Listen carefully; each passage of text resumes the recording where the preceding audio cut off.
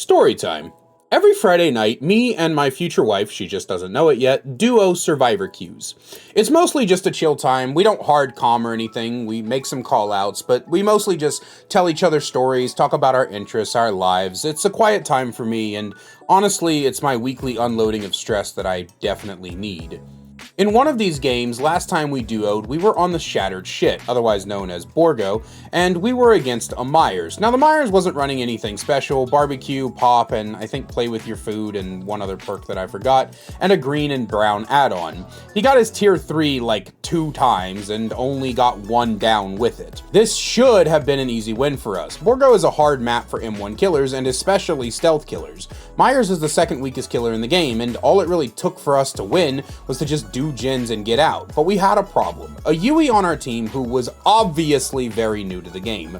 Yui did no gens, took no chases, got 2 saves at least, but didn't even heal the people she saved. So due to sheer attrition on the Myers' part, we ended up getting 4 gens done, where we immediately got 3 gen, and he ended up with a 4k. All because this Yui was, and let's be reasonable about this, bottom tier garbage at the game. By the end of the game, the Yui said, "And people say he's a weak killer."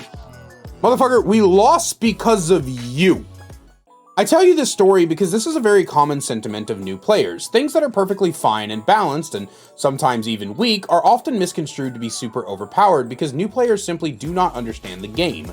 They waste too much time doing fuck all, they have horrible pathing and looping skills, they have no game sense, and so things easily played around end up becoming massive problems. At one point, I looped the Myers for a solid 2 minutes. In that time, 2 gens popped, but once he caught me, he had a solid 3 gen, and the reason he had this 3 gen is because the Yui wouldn't work on gens. I had a gen that was over halfway done when he came and found me, but because she was too busy cowering away, even after I had led him away from the area, this is the snowball Myers needed to win the game. Because he could patrol the tight 3 gen so fast, and because I had to use most of our pallets to outrun him for those 2 minutes, we were just kind of fucked.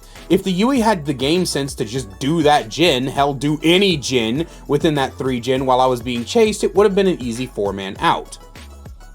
The interesting thing about NOED, that's what this video is about by the way, is that new survivors hate it. And new killers think it's one of the best perks ever made. New players believe that NOED is overpowered, while many veteran players think it should actually be base kit. The reason being is that NOED is so easily played around. You could cleanse every totem you see, making it not even proc in the endgame. When the totem is lit, it reveals its aura to you. You could also just open the gates and leave. The person you hook has to die, but hey, sometimes that's the thing that you have to do. In any case, NOED isn't a problem, so why is the video titled The NOED Problem? And it's titled that because I think NOED opens up a much better discussion point, because NOED sits in this weird position of being considered way too fucking strong by new players and mostly mid-tier or even weak by more experienced players. It shows a balanced philosophy I'm kind of worried about. I saw a video one day by someone named Horror Tomy. He said in that video that new player opinions are more valuable than veteran players. Now, I highly disagreed with that video on several fundamental bases, but the biggest one is, if you listen to new player opinions over veteran or experienced players' opinions, you will kill your game. It's a fast way to do it, and NOED is a great example. If you listen to newer players, NOED ends up gutted and becomes useless because, according to new players, it's the most oppressive unfair perk in the game, or one of them, to be honest. But experienced players will tell you that no, it's not, and here's why.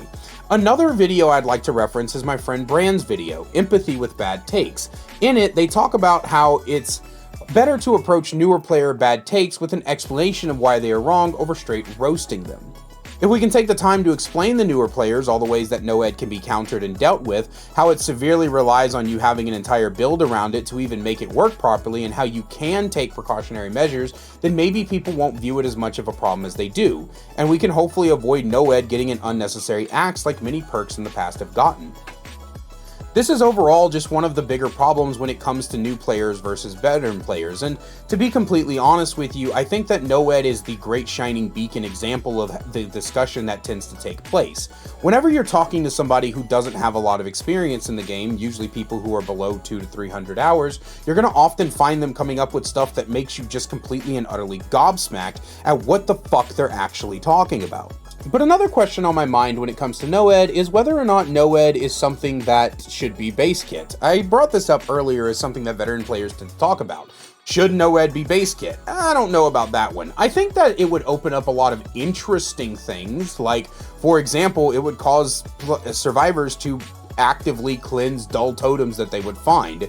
It would make totem builds a lot more viable and add a lot more variety to the game. I guess it's not necessarily a bad thing if NOED became base kit, probably with a little bit of adjustments. I think if you were to make NOED base kit though, instead of making it to where it's like, oh, the aura is revealed to all survivors within 4 meters and then gradually becomes 24 meters over the course of 30 seconds, which is the secondary effect, by the way, I think that you should just basically make it be lit up and then within 24 meters survivors can see it by the end game, just so we're kind of clear on what's going on. But of course, I want to know your opinion, so let me know what you think down below. And as always, a great big special thank you to my channel members listed on screen now. If you want to find out how to become a channel member today, get awesome perks like seeing videos early, merch discount codes, and more, then please click that join button down below. I love you guys so much, and I will see you in the next one. Did you like the background footage and want to see more? Then head on over to my second channel, The Kaiser VODs, where you can see full gameplay, stream compilations, me reacting to your Dead by Daylight clips, and more. We also have a new short that goes up every single day along with the full games. We'll see you over there. Link is in the description.